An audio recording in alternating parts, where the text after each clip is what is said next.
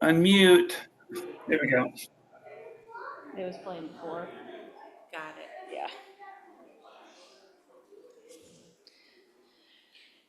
Welcome. Good morning. Welcome to the Unitarian Universalist Congregation of Lynchburg. We are glad you are here.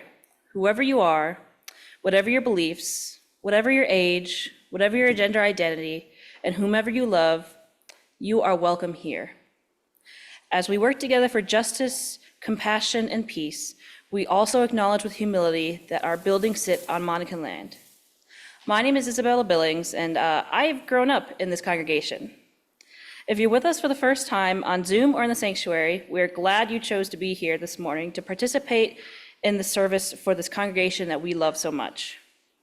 If you would like to receive our monthly newsletters and Friday email updates, please fill out our virtual visitor card found on our website, that's uulynchburg.org, under Sunday services, or you can fill out the yellow card found in the back of the chair in front of you and place it in the offering basket during the offering. Let's see. Announcements. Join us for our class, The Ethics of Star Trek, today at 2 p.m. That has ended. Oh, it ended? Last week was the last. Never mind, that has ended. For those of you who would like to make a donation by an app, UUCL is now accepting Venmo rather than PayPal. The Rev. John Deere will offer a workshop on peacemaking at Quaker Memorial Presbyterian Church on March 22nd from 9 a.m. to 3 p.m. Please join Reverend Terry and others from UUCL to learn ways that we can engage more deeply in peacemaking. Do we have any other announcements? No, I think we're good. Now I invite us to release our worries about the world and our own lives as we enter into the service by taking some slow, calming breaths.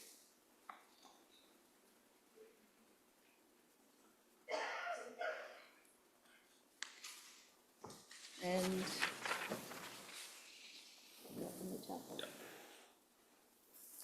So, good morning. Good morning. Let's take a moment to wave our greetings to our friends on Zoom and for our Zoom folks. Way back. And now, if you'll join me in saying the words as we light the chalice. May the light we now kindle inspire us to use our powers to heal and not to harm, to help and not to hinder, to bless and not to curse, to serve you, the Spirit of life. And our opening words this morning come from both the UUA President, Sophia Betancourt, and the UUA Community Resilience Hub. Community resilience is a collective effort. We know many of you are already doing your part to build strong, connected, and resilient communities. Together, we can harness our collective power to meet this moment, because democracy isn't just something we do, it's who we are and who we strive to be. And we should not need to repeat the basic truth that trans people exist in this world, that our transgender and non-binary beloveds, my family and yours, are not only real, but sacred. That each and all of us is in fact a vital part of the fabric of this nation, deeply beloved and deserving of protection, safety, and belonging. That Earth itself cries out for restitution, and we must not turn away from the fight for climate justice. I send love upon love to the interconnected family that we are for one another, knowing that none of us goes it alone in these destabilizing and complex times. We are real, we are here, together in all the ways we can be. And we will remain committed to the struggle ahead and the future we will make together. In moments of instability and fear, we must respond with clarity and courage. It is our responsibility to leverage our resources, relationships, and collective power to defend democracy, ensure safety, and build a future where everyone can thrive. Now, if you'll please turn your hymnal to number 125, and please rise if you are able.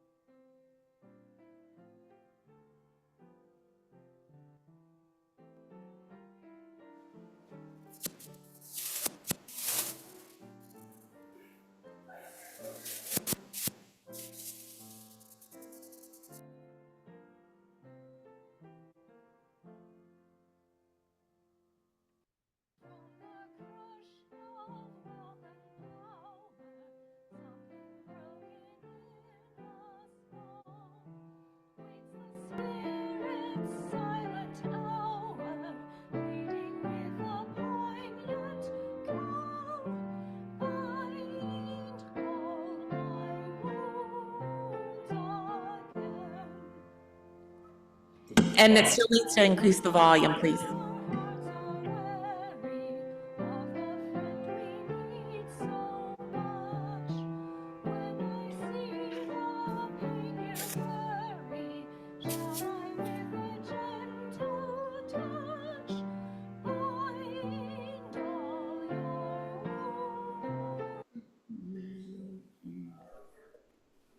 All right.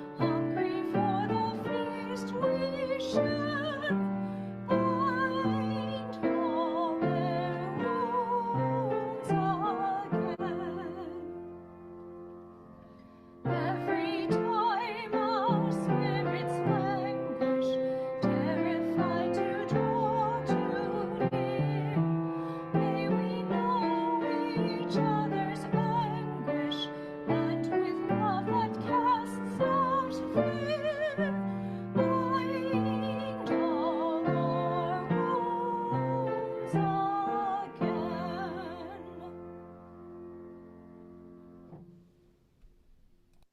I'd like to invite all the young ones and young at heart to join me down front for a story. Good morning. Yeah.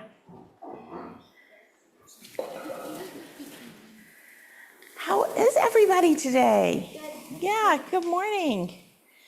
All right, so today I have a story about a little starfish friend named Hugo. And a couple of weeks ago, we had a book that was about this size, and I told you it was because we made it at home. And this one is just a regular store-bought book, but this is the size it comes in. So it's pretty funny that you can even get them this size. So I'm going to tell you a little bit about Hugo, because Hugo is a starfish who likes to travel. And so we're actually starting the story kind of in the middle of his travels. So I'm going to tell you a little bit about what it's been like so far. So Hugo is always searching for the island, the perfect island that he wants to live on. Yeah, there's probably no such thing as perfect, but Hugo hasn't quite learned that lesson yet. So he's still looking. And so he's learned about positive attitude when he went to the island of enthusiasm, and he's been to the island of empathy and optimism and respect and creativity. So he's tried out lots of islands so far, and each one makes him feel like he's a little bit better of a starfish, but he still thinks there's that perfect island out there, and he's looking for it. So I just wanted to tell you a little bit about Hugo, because if you don't know Hugo, you might not know about all the progress he's made so far. So this one is called Hugo's Promise, and he is on his way to the island of commitment. Commitment? What does that mean? It means committing that the things that you say are going to be trustworthy. And when people,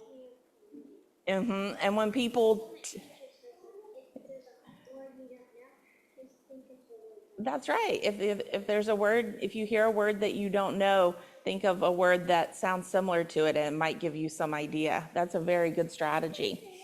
So sometimes the word commitment can mean making sure that the things that you say other people can trust, and when people tell you things, that you can trust what they have to say. On the next morning of his journey to the real world and the best island, Hugo the happy starfish woke up very early. He was patiently waiting for his friends to show up, but nobody came. Maybe my little truth twisting on the island of integrity was not so little. Instead of getting me to the real world, it got me into real trouble, the little starfish thought sadly. With no choice left but to continue his journey alone, a sad Hugo swam off. It was not long before he saw signs of land. The seabed rose and the water became shallower. Then something shiny caught Hugo's eye. It was a white rock carved into the shape of an arrow. This meant a detour. The little starfish swam in the direction of the arrow until he arrived at a huge red coral reef. Hugo looked to the left, then to the right, but he did not know which way to turn. All of a sudden, he heard a strange sound. The noise sounded like a trumpet. Hugo followed the sound until he saw something that looked like a piece of wiggling seaweed. He then noticed an eye blink and realized that he was looking at a sea dragon. The sea dragon turned around and smiled pleasantly. "I am Cedo, the little sea dragon. Nice to meet you." "Nice to meet you too," Hugo replied. "Is this a magic trumpet?" "Yes, if I play it right. However, I'm still learning, Cito said. Well, I'm on my way to the real world to find the best island. Can you please help me get out of this reef? Hugo asked. The real world? Far, far away? The sea dragon wondered. One day I would like to go there too. I want to see the best land. Get me to the next island, the little starfish bargained, and I will come back and pick you up. I promise.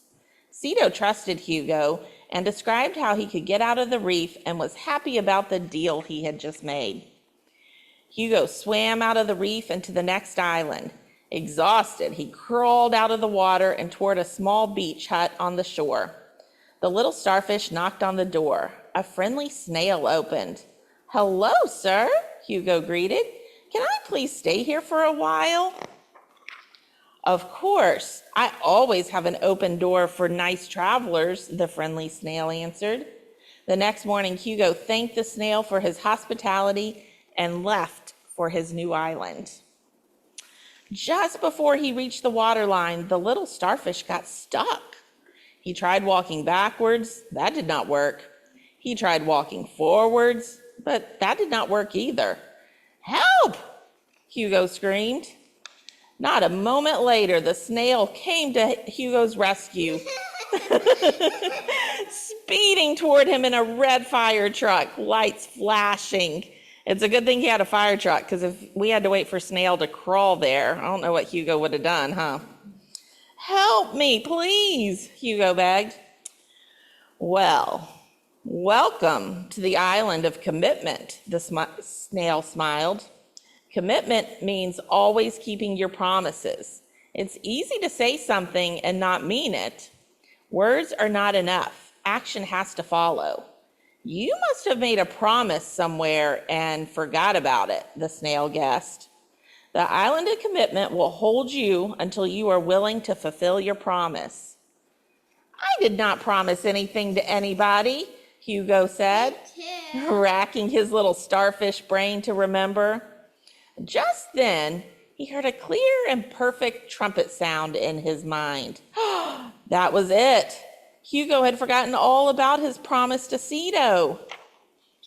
Cito, I'm coming to get you, Hugo shouted, and he jumped into the water, hurrying back to the reef. Returning to the reef, the little starfish found his friend patiently waiting for him. Cito hopped on Hugo's back, playing the Happy Sea Dragon March, and off they went, swimming to the beat of the magic trumpet to fulfill their dream of landing on the right island. Yeah? Can I read the little scroll? In a little bit. So Hugo learned a lesson about being trustworthy for his friend, right? And that's the only way he can get on the island of commitment. Now, I don't know about you, but I'm not sure the island of commitment is going to be the very best island either. So there might be more stories to come. But he learned an important lesson there, huh? And we read this because, do you remember what our theme is this month? That's close. Trust. And last week, the ones that were here, we talked about trust, learning to trust ourselves and what it means to have the value of being someone can trust. And so today we're going to be talking about trusting others and how one really important thing about learning to trust others is that they have to be trustworthy. And so the starfish trusted Hugo without really knowing anything about him. And luckily, Hugo did remember that he needed to be someone who was true to his word, and he went back for the starfish. But maybe starfish or sea dragon needed to learn about choosing which friends to trust with their message, huh? So we're going to talk about different ways we can learn about trusting others. Are we ready to go upstairs? But Yeah. first, have you ever seen a starfish with a heart on it? You can start our traveling song, please.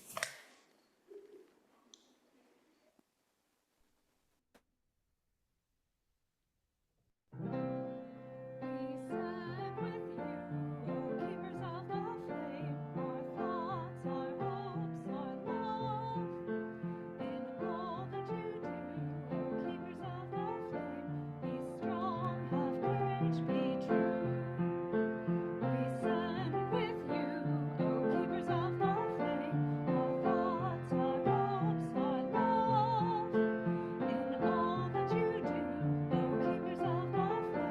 Be strong, have courage, be true.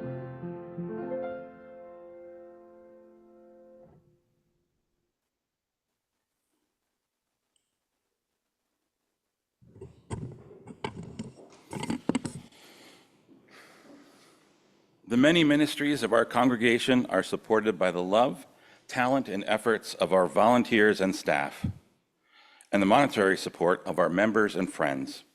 If you are here for the first time, your presence today is your gift to us. But if you have found this community to be of value in your life, then I invite you to be generous, as the morning offering is now freely given and gratefully received.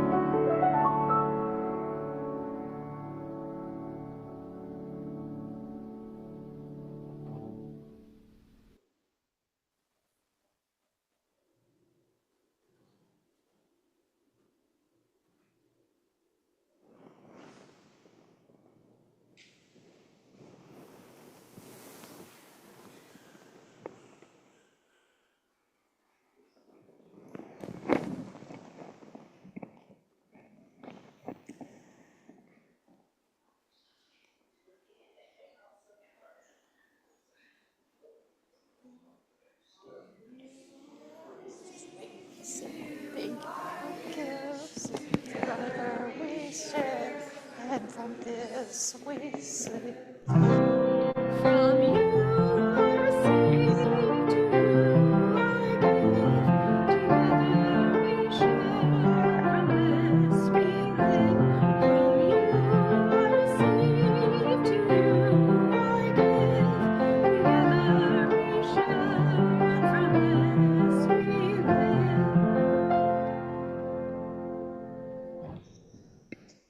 It is the tradition in our community that we,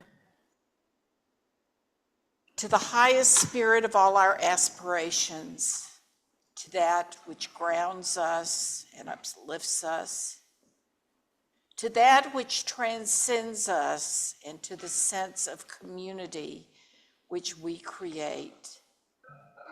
We come in prayer today. Our prayer is one of desperation and hope. We are in despair that protests are needed. We are frustrated that politicians and governments continually value.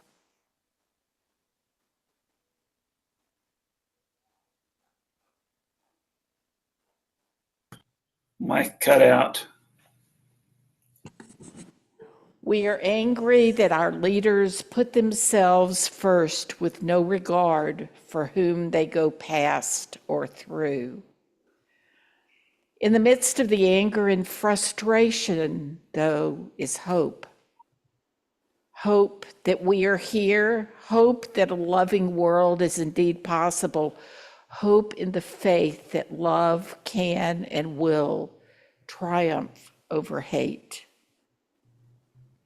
We know that every person is worthy of love. With the faith that every person is worthy of love, we will continue to work and strive for a more just world where the disenfranchised have representation, where the broken are held with care, and where siblings of all backgrounds are welcome.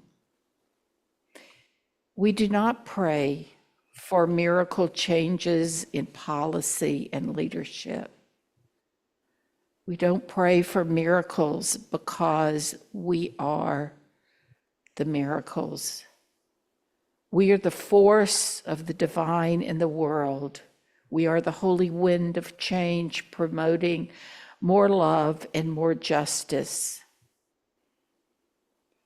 Rather, we pray that our words take root. We pray that our actions create a more just, more loving, more equitable world. As we sit together in a spirit of prayer, remember the people who are sitting on our left and right. Notice also ourselves, our hands and feet. We are experiencing the divine embodied. Not only do we pray, we also are the answers to our prayers. We are the force of the holy, responding to our own desperation and hope. We are that divine force of goodness and justice that we've been waiting for. May we always remember today and forward into this trying year and the years to come, we are worthy of love. At all times and despite actions or words from others, we are worthy of love, and we are responsible for promoting the justice we seek in the world. We are the love we are praying for. Blessed be. Amen.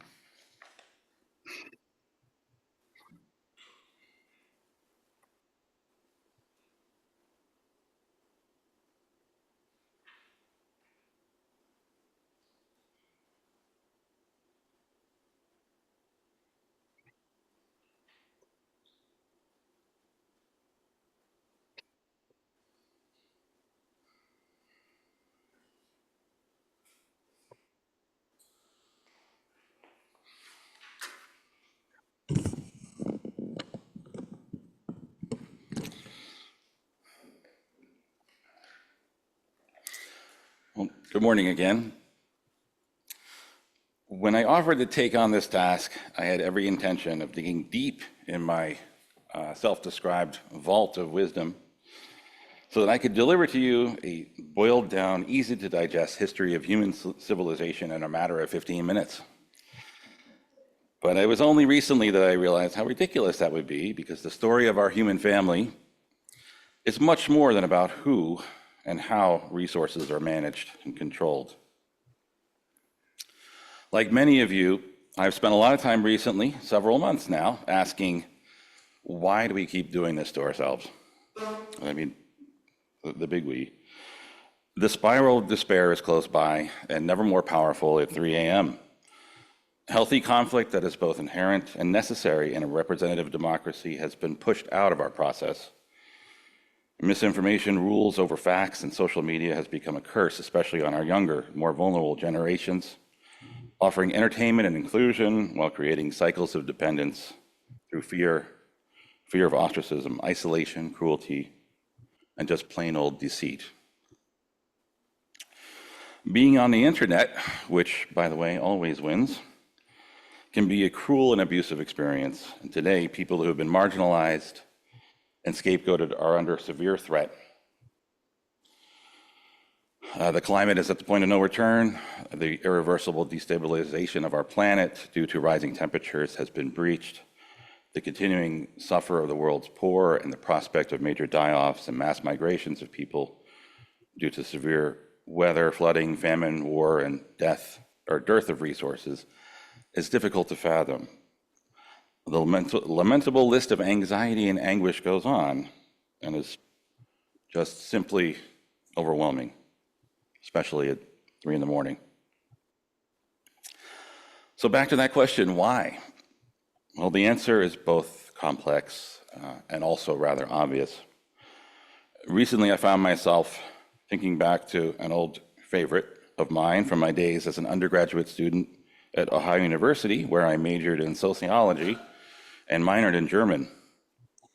And this was Erich Fromm's Escape from Freedom.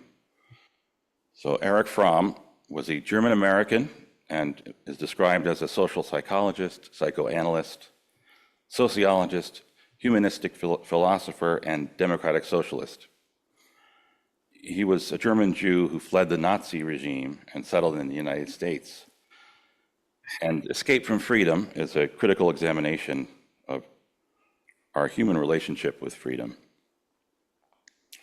Published in 1941, the book addresses freedom's paradoxical nature. Freedom liberates individuals from restraints, constraints, and the social conventions that are placed on them by other people or institutions. But it is also quite scary. Individual freedom can cause fear, anxiety, and alienation, and many seek relief by relinquishing that freedom.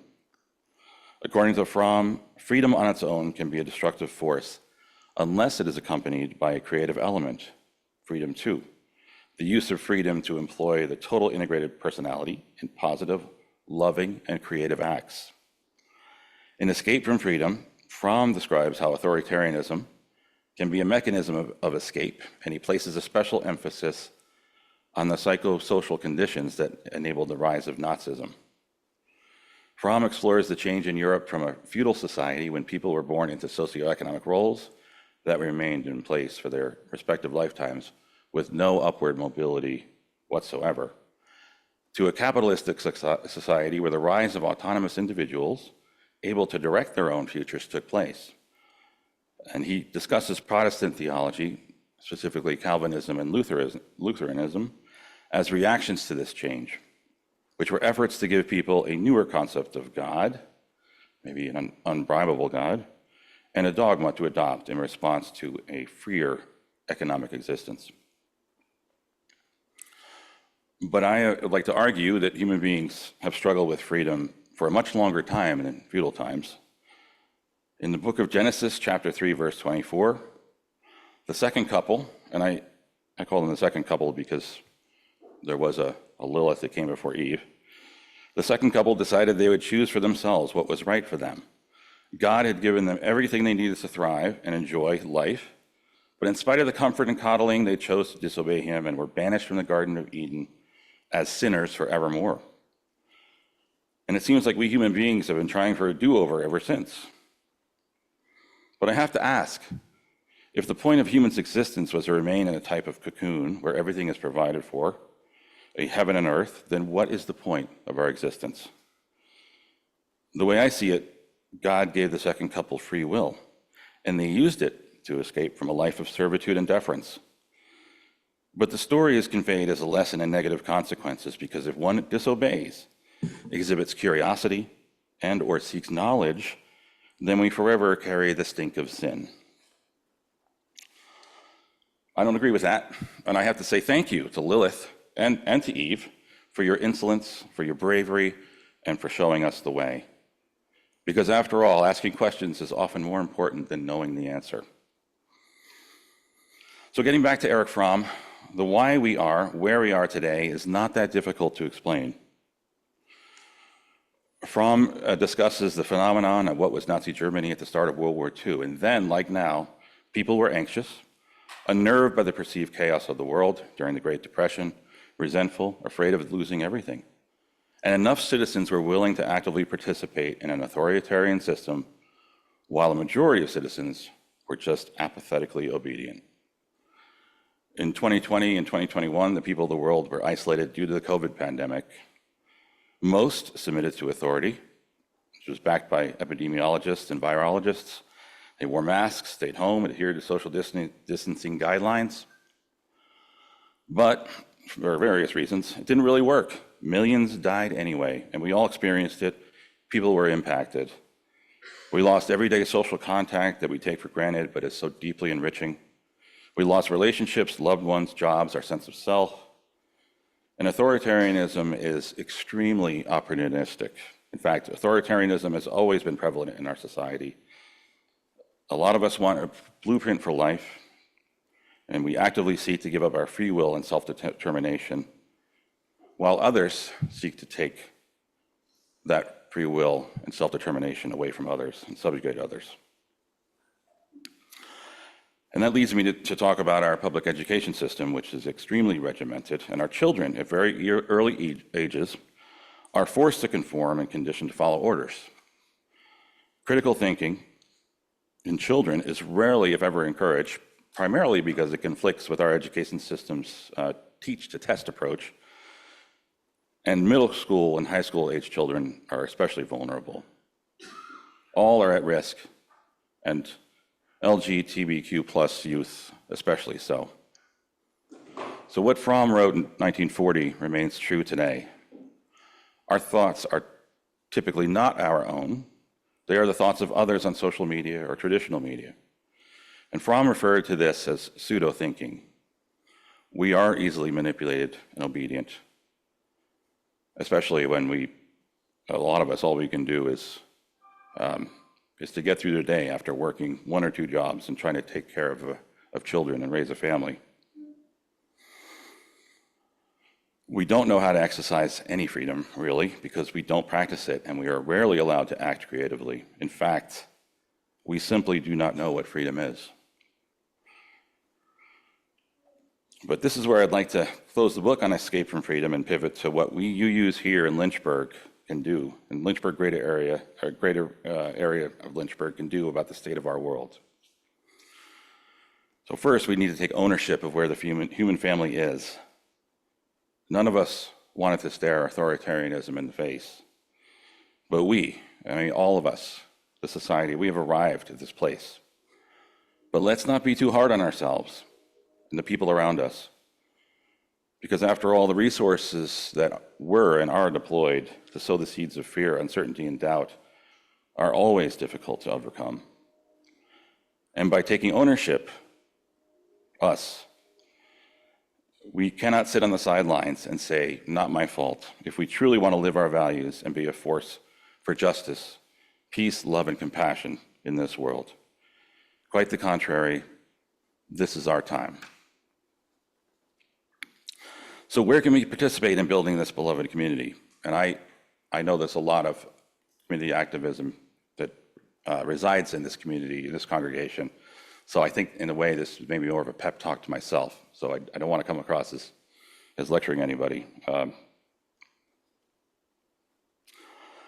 let's start with the larger local community and school boards, which meet on a regular basis. So I encourage folks to see what they're up to. I know we've been tracking the Lynchburg School Board quite closely. I will say that Amherst County Public Schools system is doing quite well, despite chronic underfunding. From February 1st through this past Friday, Amherst community members were invited to review 3 new distinct sets of teaching materials under consideration. Community members and parents were asked to respond to specific questions to support the curriculum selection process. And we were given access to everything. It was either online, and the schools themselves were open during normal school hours, and many pre-scheduled evenings throughout the 5 weeks sort of open period. But by taking the initiative and driving the engagement, the school system keeps folks informed while quietly gaining support. Now, Amherst does not subscribe to any of this book banning nonsense. And its rejection of the governor's policy on transgender students that took place in 2023 made national news. So according to Narissa Rahman, the executive director of Equality Virginia, the Amherst County School Board, quote, the Amherst County School Board understood the harm and discrimination of the governor's Department of Education policies would inflict upon transgender and non-binary students and made the best possible decision that Amherst schools are safe for all students. The school board's vote rejecting a harmful and hurtful policy was not close, and it made national news, but the ACPS's path was not always clear. And there is a story that could be told to explain how this came about. It's a story that involves courage, sacrifice, love, and perseverance. And those qualities brought about a remarkable shift in one of the most rural counties in the Commonwealth about 7 years ago. So I don't know all the ins and outs of the story, but I have pieces of it, and I can summarize it by saying that the change was precipitated by a transgender boy who was fiercely supported by his loving parents. And the culture of that school system was changed by a direct engagement of a mother who would not accept the marginalization of her son. And yes, that family suffered. That student had to withdraw from school for an entire year. But their sacrifice has meant so much personally to me and my family. Because my own transgender son and other LGBTQ plus youth are now truly cherished and respected in the same manner as any other student. And in Amherst, it just took one persistent family standing on the side of love to empower others within the ACPS system and the greater community to effect positive change. But I will caution you that this isn't over. The Amherst County Public Schools Board is an elected body, and politicians can be voted out, change their positions, or just simply succumb to extreme pressure. So we have to remain engaged. We must continue that constructive dialogue with our elected representatives. And we need to engage with our fellow citizens in promoting democracy and constructive, critical discussion wherever possible and practical. So an old man I knew once told me, Jim, businesses are not democracies. And that is true. But we know that when management seeks and uses input from workers, then workers are typically more engaged, purposeful, and effective. And when it comes to our representative government, yes, we do covenant to abide by our laws for the good of the larger community, but we should not ever obediently submit to authority. Because as we here all know, our representatives in office work for us and are accountable to us. But civics classes have not been part of the public school education system for a long time, since before I went to school. And there are some folks that might not understand how our government is structured, and that citizenry requires a certain level of civic responsibility. And our leaders, regardless of how much we like them or not, or how well-intentioned we think they might be with everything, should never just get a pass. We are not supposed to simply agree with everything a particular representative espouses just because they earned our vote. We must engage with our representatives in constructive, ongoing dialogue, because apathy is the true enemy of a functional representative democracy. And furthermore, we need to share our community engagements here in this safe space. I know we do, but we need to continue sharing that as much as possible. The world needs us more than ever, and to keep us going, we will need to share successes, struggles, and failures with each other. And we do need inspiration, so let's share what has inspired us.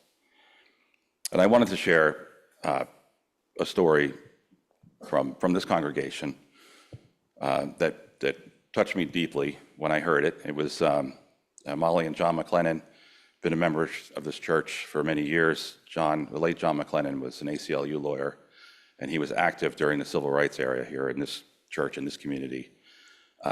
Back in the mid to late 60s, and had been going on for some time, there was a very horrific practice where a Lynchburg police officer could, it's called a blowing off steam. He'd be having a bad day, and he would see a person of color at the side of the road, and and, uh, and, and beat that person.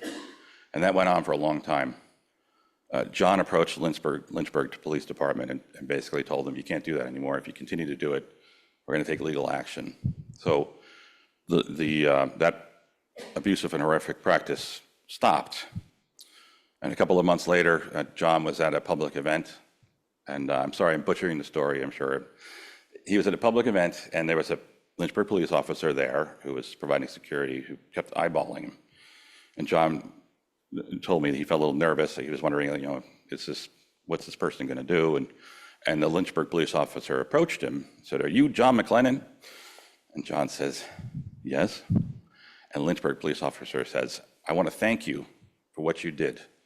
A lot of us knew this was wrong, but we didn't feel empowered," I'm paraphrasing, "to do anything about it. But thank you." And that's just so powerful, because not only did that action stop an abusive practice and horrific practice against members of the community, but it also liberated those who were part of that oppressive system, who for whatever reason, maybe out of fear of risk, losing their livelihoods or ostracism, could not affect change from within. And that's really what's so powerful about this story and about what happened in Amherst County, because there are good people who just need a little spark, a little bit of a support to know that there are folks out here in the community who will advocate, and they can feel empowered to take more action. So it's not only freeing those who are oppressed, but those who are part of the oppressive system that is so powerful.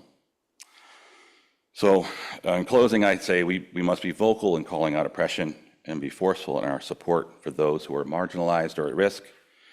We need to be persistent in defending the right of self-determination and the rights inherent with self-governance. Democracy can seem chaotic and disorderly because its nature is to bring conflict into its process. And we have the right to be wrong, and we can agree or not to disagree. And more importantly, or currently importantly, we must ensure that LGBTQ+ and at-risk people know about our community, and that we are welcoming and supportive, and that we cherish them.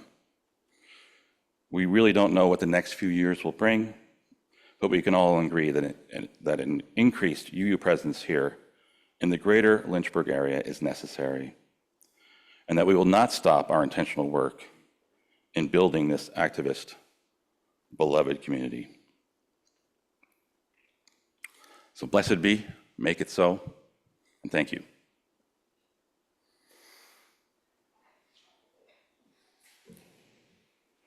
Thank you, Jim. One of the things that I was very excited about was when Jim selected the Minecraft theme as one of the pieces of music, because just, gosh, was it 2 or 3 years ago, our young people, with the help of parents, explored what are our Unitarian Universalist values and what kind of town would we want to create. And they based it on Minecraft. And I think for all of us who were here when they created a service for us to learn from them, it was just so powerful for me personally, and really spoke to what Jim has shared with us this morning. So, David, I'd love to hear the Minecraft theme before we have our responsive reading. Will do. Thanks.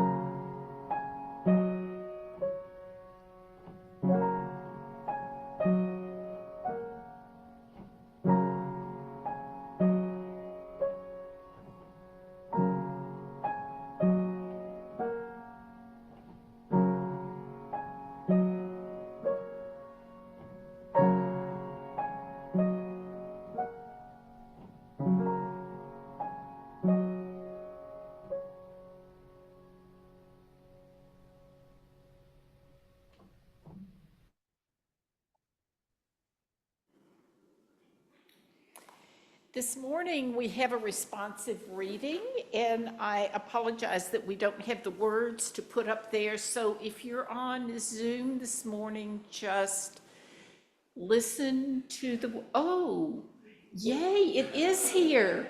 Oh, boy.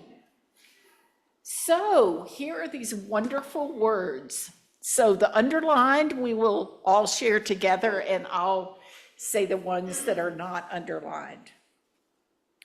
Those who would take over the earth and shape it to their will never, I notice, succeed. The earth is like a vessel, so sacred that your approach of the profane is marred. And when they reach out their fingers, it is gone. For a time in the world, some force themselves ahead, and some are left behind. For a time in the world, some make a great noise, and some are held silent. For a time in the world, some are puffed fat, and some are kept hungry. For a time in the world, some are pushed aboard, and some are tipped out. At no time in the world will the one who is saying, overreach, overspend, overrate. The wisdom of Lao Tzu.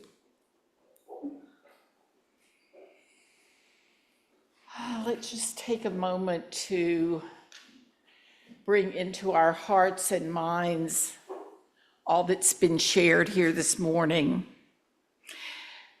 Our words of blessing are from the Reverend Scott Taylor. Go with faith, not the kind that is called to move mountains, but the quieter sort that calls us to take the first step, even when the whole staircase sits beyond our view. As we strive toward the unseen, may we notice that the way unfolds only as we risk traveling it. And may we remember and trust that none of these steps are ones we take alone. I mean, blessed be. So, my friends, it's been great being together. Roomies, let's wave farewell to our Zoomies. Zoomies, thanks for waving farewell to us. It's a beautiful day in the neighborhood. And so let us now share the extinguishing of our chalice word. Sorry, Izzy.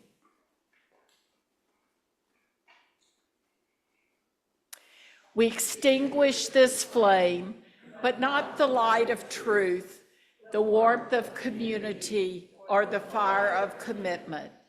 These we carry in our hearts until we are together again. Blessed be.